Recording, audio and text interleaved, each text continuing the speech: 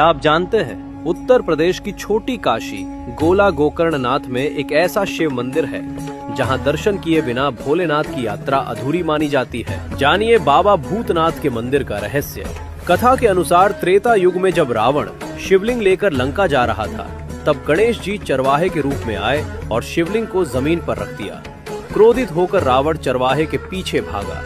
रावण से बचने के लिए चरवाहा एक पौराणिक कुएं में कूद गया। जिस स्थान पर चरवाहा उतरा वहीं स्थापित हुए बाबा भूतनाथ। मान्यता है कि यहाँ प्राचीन कुएं में जल अर्पित करके और मंदिर की दीवारों पर मन्नत की अर्जी लगाने से हर मनोकामना पूरी होती है। हर साल सावन के अंतिम सोमवार को यहाँ लगता है ऐतिहासिक भूतनाथ मेला, जहाँ लाखों भक्त पहुँचते हैं और अपनी लोक संस्कृति से जुड़ी ग्रामीण वस्तुएं खरीदते हैं। अगर आप भी छोटी काशी आएं तो बाबा भूतनाथ के दर्शन जरूर करें। हर हर महादेव।